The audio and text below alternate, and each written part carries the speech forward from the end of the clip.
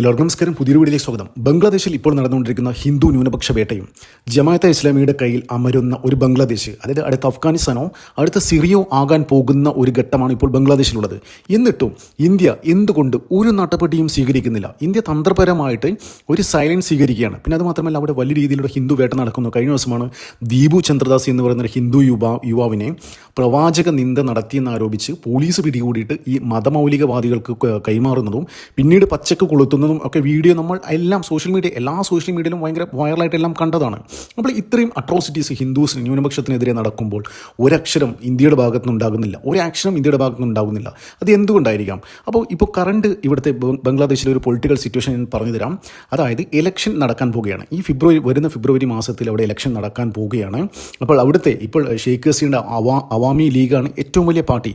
പക്ഷേ ഈ ഇലക്ഷൻ അവർ മത്സരിക്കുന്നില്ല. അതിപ്പോഴും അവർ മാറ്റി നിർത്തിയിരിക്കുകയാണ്. അതായത് ബംഗ്ലാദേശിൻ്റെ അഖണ്ഡക്കെതിരെ പ്രവർത്തിക്കുന്ന ഒരു പാർട്ടിയാണെന്ന് കോടതി വിധിച്ചിരിക്കുകയാണ്. ഷെയ്ഖ് ഹസീനയ്ക്ക് ഒരിക്കലും ഇനി ഈ ഇലക്ഷനിൽ, അതായത് ഫെബ്രുവരി മാസം നടക്കുന്ന ഇലക്ഷനിൽ ബംഗ്ലാദേശിൽ വന്നിട്ട് ഇലക്ഷനിൽ മത്സരിക്കാൻ തോന്നില്ല. അതായത് ഇന്ത്യയുടെ സൈഡിൽ നിന്ന് ഇന്ത്യയുടെ സപ്പോർട്ട് ഉണ്ടായാൽ, ഏതെങ്കിലും രീതിയിലുള്ള ഇടപെടലുകൾ ഉണ്ടായാൽ മാത്രമേ ഇനി ഷെയ്ഖ് ഹസീനയ്ക്ക് ബംഗ്ലാദേശിൽ പോകാൻ പറ്റൂ.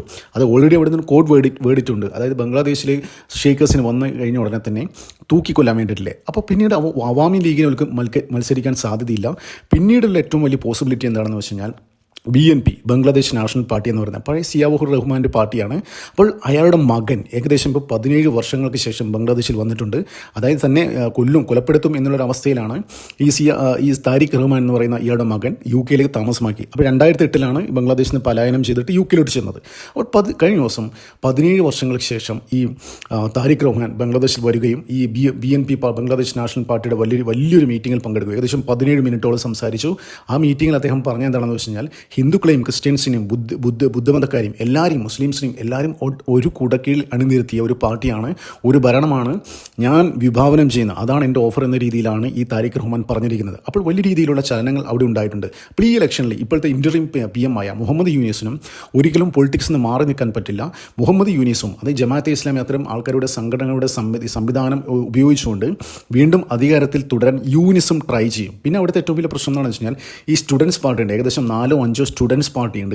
ഈ സ്റ്റുഡൻസ് പാർട്ടിയൊക്കെ വലിയ രീതിയിൽ ബംഗ്ലാദേശിൽ പൊളിറ്റിക്സിൽ സ്വാധീനം ചെലുത്താൻ പറ്റുന്നവരാണ്. പിന്നെ ഏറ്റവും ഇമ്പോർട്ടൻ്റ് ആയ കാര്യം എന്താണെന്ന് വെച്ച് കഴിഞ്ഞാൽ, ബംഗ്ലാദേശിൽ ആര് വന്നു കഴിഞ്ഞാലും ഈ ജമാഅത്തെ ഇസ്ലാമിക്ക് വലിയ രീതിയിൽ റോളുണ്ട്. നമുക്കറിയാം, ഈ ബംഗ്ലാദേശിൽ ഷെയ്ഖ് ഹസീനെ ഭരണത്തിന് മാറ്റാൻ ഏറ്റവും കൂടുതൽ പ്രയത്നിച്ചത് ജമാഅത്തെ ഇസ്ലാമിയാണ്. ആദ്യം സ്റ്റുഡൻസ് പൊളിറ്റിക്കൽ ഔട്ട്ഫിറ്റിനെ ഇറക്കിയിട്ട് പിന്നീട് അതിലേക്ക് ജമാഅത്തെ ഇസ്ലാമി കടന്നു വരികയും വലിയ രീതിയിലുള്ള കലാപങ്ങൾ ഉണ്ടാക്കിയിട്ട് ബംഗ്ലാദേശിൽ ജൻസി കലാപം എന്നാണ് പറയുന്നത്. ഈ ജമാഅത്തെ ഇസ്ലാമിയാണ് ജൻസി പിള്ളേർ എന്ന് പറയുന്നത്. ഒരു കാര്യം പറയട്ടെ, ഇവരുടെ ഐഡിയ തന്നെ, അതായത് ആശയം തന്നെ അവിടെ ശരിയാ നിയമം കൊണ്ടുവരിക ബംഗ്ലാദേശിൽ. അപ്പോൾ വലിയ രീതിയിൽ ഗവൺമെൻറ്റിലായാലും പോലീസിലായാലും പട്ടാളത്തിലും വരെ ജമാഅത്തെ ഇസ്ലാമിക്ക് വലിയ രീതിയിലുള്ള സ്വാധീനം അവിടെ ഉണ്ട്. ഇനിയിപ്പോൾ ആര് വന്നു കഴിഞ്ഞാലും, അവാമി ലീഗായാലും BNP ആയാലും യൂനിസിൻ്റെ പാർട്ടി തന്നെ അധികാരത്തിൽ വന്നാലും അവിടെ ഭരണം നിയന്ത്രിക്കുന്നത് ശരിക്കും ജമാഅത്തെ ഇസ്ലാമി ആയിരിക്കും. അവിടെയാണ് ഇന്ത്യയുടെ ഒരു സ്ട്രാറ്റജിക് സൈലൻസ് പറഞ്ഞില്ലേ, അതായത് തന്ത്രപ്രധാനമായ ഒരു സൈലൻസ് ഇന്ത്യ സ്വീകരിക്കുന്നത് അവിടെയാണ്. അതായത് ഇൻ കേസ് ബംഗ്ലാദേശിൽ ആര് ഭരണത്തിൽ വന്നു കഴിഞ്ഞാലും ഈ ജമാഅത്തെ ഇസ്ലാമിയുടെ ഒരു മൂവ്മെൻറ്റ് അവിടെ ഉണ്ടാവും. എന്താണെന്ന് വെച്ച് കഴിഞ്ഞാൽ, ഒരു ശരിയായ നിയമം അവിടെ നടപ്പിലാക്കുക.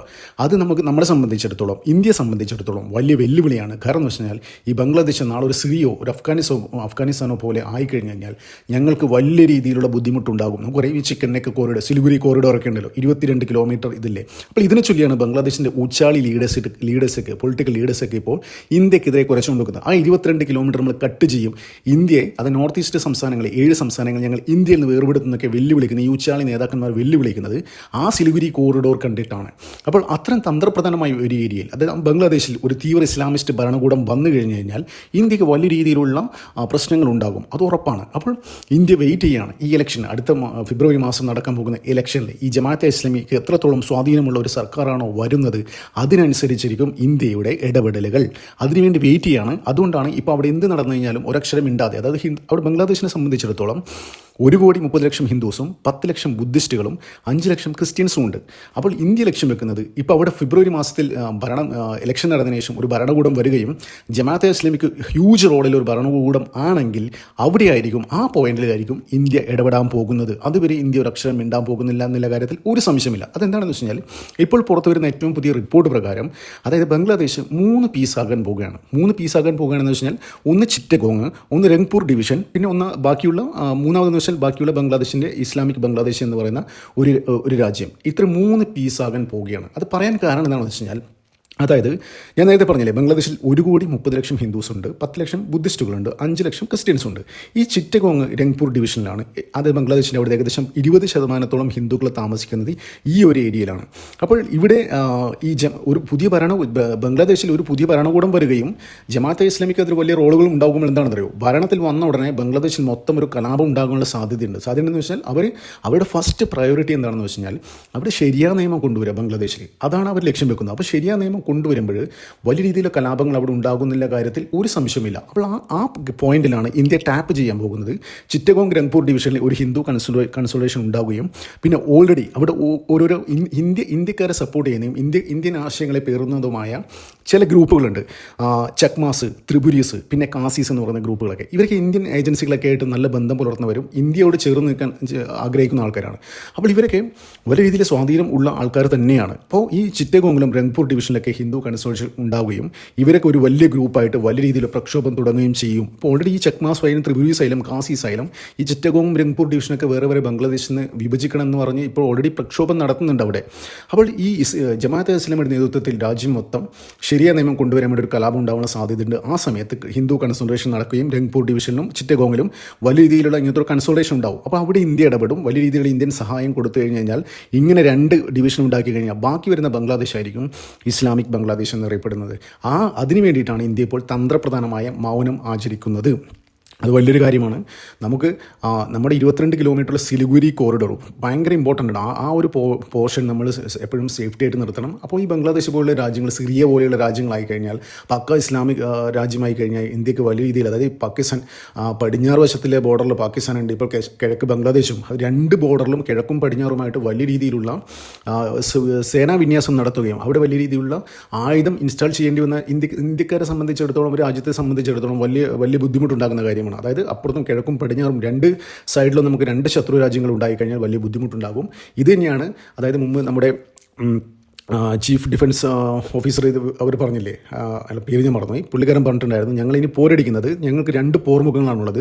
2.5 ഓപ്പറേഷൻ സിന്ദൂർ 2 എന്ന് പറയുന്നത് 2.5 പോർമുഖമായിരിക്കും. 1 എന്ന് വെച്ചാൽ പാകിസ്ഥാൻ, 2 എന്ന് വെച്ചാൽ ബംഗ്ലാദേശ്, 0.5 എന്ന് വെച്ച് കഴിഞ്ഞാൽ അതായത് ഈ 2 രാജ്യങ്ങളും സപ്പോർട്ട് ചെയ്യുന്ന ജിഹാദികൾ, ഇന്ത്യക്കകത്തുള്ള നമ്മുടെ സ്വന്തം രാജ്യത്തുള്ള ജിഹാദികളാണ് 0.5 ആയിട്ട് കരുതിയിരിക്കുന്നത്. ശരിയാണ്.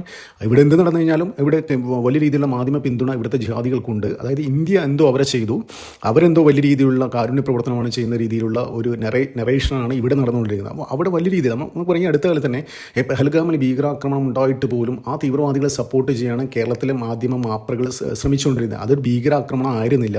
അത് BJP ഗവൺമെൻറ്റിനെ ഇലക്ഷൻ ജയിക്കാൻ വേണ്ടി ചെയ്താണെന്ന തരത്തിലുള്ള കാര്യങ്ങളാണ് ഇവിടെ പ്രചരിപ്പിച്ചത്. ഒന്ന് ആലോചിച്ച് നോക്കിയേ. ഞാൻ ആലോചിക്കുകയാണ്, ഇത്രയും ഒരു ആൻറ്റി ഇന്ത്യ സ്റ്റാൻഡ് എടുക്കുന്ന മാധ്യമങ്ങൾ ഇന്ത്യയിൽ ഉണ്ടായിട്ടും അവരൊന്നും എന്തുകൊണ്ട് കേന്ദ്ര സർക്കാർ നിലക്ക് നിർത്തുന്നില്ല, മൂക്ക് കയറിയിടുന്നില്ല, അവർക്ക് ആജീവനാന്തം വിലക്കേർപ്പെടുത്തുന്നില്ല? നമ്മുടെ അഖണ്ഡതയെ ചോദ്യം ചെയ്യുന്ന രീതിയിലുള്ള, നമ്മുടെ സൈന്യത്തെ താറടിക്കുന്ന തരത്തിലുള്ള വാർത്തകൾ ചെയ്യുന്ന ഇവന്മാരെ എന്തുകൊണ്ട് പൂട്ടുന്നില്ല? അതൊരു ന്യായമായ ചോദ്യമാണ്. ഏതൊരു ഇന്ത്യക്കാരനും രാജ്യത്തെ സ്നേഹിക്കുന്ന ആൾക്കാർക്കും ഉള്ളിലുള്ള ചോദ്യമാണ്. അപ്പോൾ ഇപ്പോൾ ബംഗ്ലാദേശിൽ നടന്നുകൊണ്ടിരിക്കുന്ന ഹിന്ദു ന്യൂനപക്ഷ വേട്ടക്കെതിരെ ഇന്ത്യ ഒരക്ഷരം മിണ്ടാത്തത് ഈ ഒരു പോയിന്റിന് വേണ്ടി തന്നെയാണ്, ആ ഒരു ടൈമിന് വേണ്ടിയിട്ടാണ്. ജമാഅത്തെ ഇസ്ലാമിയുടെ റോള് വലുതാവുമ്പോൾ ഇന്ത്യ അവിടെ ഇടപെടും. ബംഗ്ലാദേശ് 3 കഷ്ണങ്ങളായി പിരിയുന്ന കാര്യത്തിൽ ഒരു സംശയമില്ല. നമുക്കതിനായി കാത്തിരിക്കാം. നന്ദി, നമസ്കാരം. മറ്റൊരു വീഡിയോ കാണാം.